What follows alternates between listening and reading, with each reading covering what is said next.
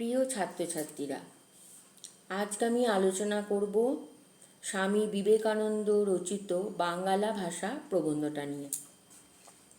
প্রথমে প্রবন্ধটা পড়ব, তারপরে প্রবন্ধটা সম্পর্কে আলোচনা করব। আমাদের দেশে প্রাচীনকাল থেকে সংস্কৃতজ্ঞ সমস্ত বিদ্যা থাকার দরুন বিদ্বান এবং সাধারণের মধ্যে একটা অপার সমুদ্র দাঁড়িয়ে গেছে। বুদ্ধ থেকে চৈতন্য রামকৃষ্ণ পর্যন্ত যারা লোকহিতায় এসেছেন তারা সকলেই সাধারণ লোকের ভাষায় সাধারণকে শিক্ষা দিয়েছেন। পাণ্ডিত্য অবশ্য উৎকৃষ্ট, কিন্তু কটমট ভাষা যা অপ্রাকৃতিক, কল্পিত মাত্র, তাতে ছাড়া কি অমর পাণ্ডিত্য হয় না? চলিত ভাষায় কি আর শিল্প নৈপুণ্য হয় না? স্বাভাবিক ভাষা ছেড়ে একটা অস্বাভাবিক ভাষা তৈয়ার করে কি হবে? যে ভাষায় ঘরে কথা কও তাতেই তো সমস্ত পাণ্ডিত্য গবেষণা মনে মনে করো, তবে লেখবার বেলায় ও একটা কি কিম্ভূত কিমাকার উপস্থিত করো। যে ভাষায় নিজের মনে দর্শন বিজ্ঞান চিন্তা করো, 10 জনে বিচার করো, সে ভাষা কি দর্শন বিজ্ঞান লেখবার ভাষা নয়? যদি না হয় তো নিজের মনে এবং 5 জনে ও সকল তত্ত্ববিচার কেমন করে করো? স্বাভাবিক যে ভাষায় মনের ভাব আমরা প্রকাশ করি, যে ভাষায় ক্রোধ দুঃখ ভালোবাসা ইত্যাদি জানায়, তার চেয়ে উপযুক্ত ভাষা হতেই পারে না। সেই ভাব, সেই ভঙ্গি, সেই সমস্ত ব্যবহার করে যেতে হবে।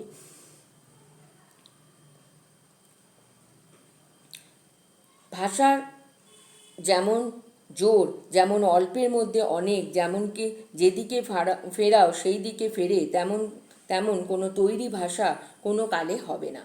ভাষাকে করতে হবে যেন সাপ ইস্পাত, মুচড়ে মুচড়ে যা ইচ্ছে করো, আবার যে কে সেই এক চোটে পাথর কেটে দেয়, দাঁত পড়ে না।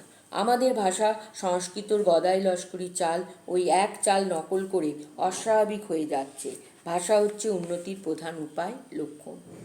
যদি বলো একথা বেশ, তবে বাংলাদেশের স্থানে স্থানে রকমারি ভাষা কোনটা গ্রহণ করব? প্রাকৃতিক নিয়মে যেটি বলবান হচ্ছে এবং ছড়িয়ে পড়ছে সেটি নিতে হবে, অর্থাৎ এক কলকাতার ভাষা। পূর্ব পশ্চিমে যেদিক হতেই আসুক না, একবার কলকাতার হাওয়া খেলেই দেখছি সেই ভাষায় লোকে কথা কয়।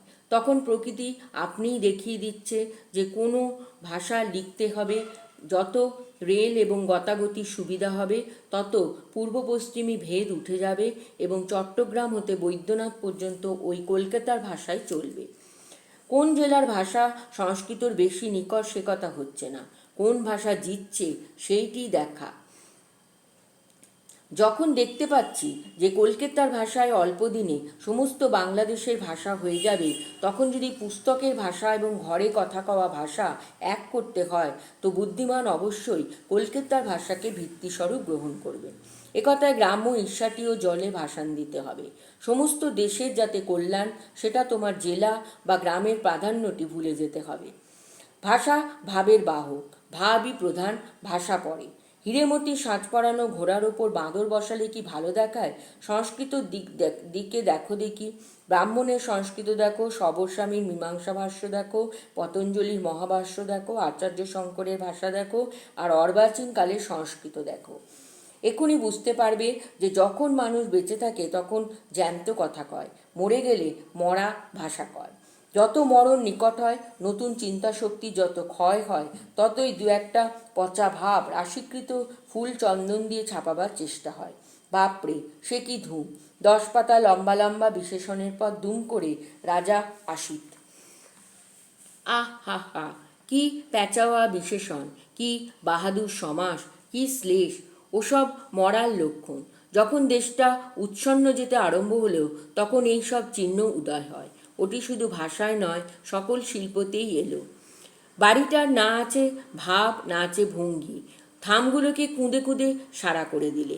গয়নাটা নাক ফুঁড়ে ঘাড় ফুঁড়ে ব্রহ্মরাক্ষসী সাজিয়ে দিলে। কিন্তু সে গয়নায় লতা পাতা চিত্র বিচিত্রর কি ধুম! গান হচ্ছে কি কান্না হচ্ছে কি ঝগড়া হচ্ছে, আর তার কি ভাব কি উদ্দেশ্য তা ভরতঋষিও বুঝতে পারেন না। আবার সে গানের মধ্যে প্যাঁচের কি ধুম! সে কি আঁকা বাঁকা ডামাডোল, 36 মারির টান! তাই রে বাপ, তার উপর মুসলমান ওস্তাদের নকলে দাঁতে দাঁত চেপে নাকের মধ্য দিয়ে আবার সে গানের আবির্ভাব। এগুলো শোধরাবার লক্ষণ এখন হচ্ছে।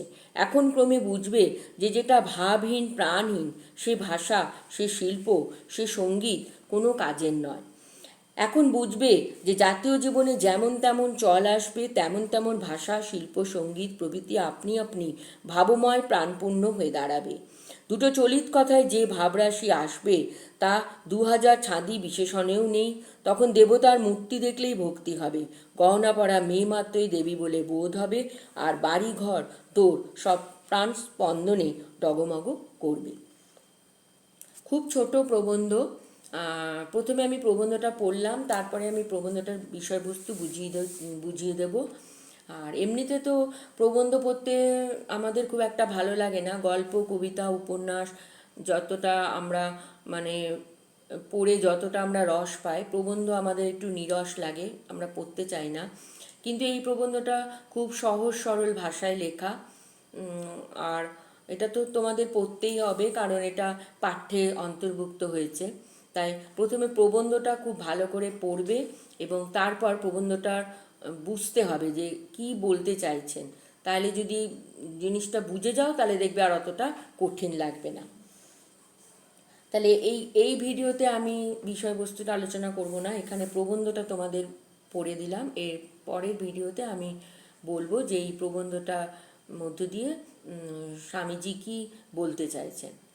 তাহলে ভিডিওটা এখানেই শেষ করছি। আর বিষয়বস্তুটা, প্রবন্ধের বিষয়বস্তুটা জানতে অবশ্যই আমার পরের ভিডিওটা তোমরা দেখবে। আশা করছি তোমরা উপকৃত হবে।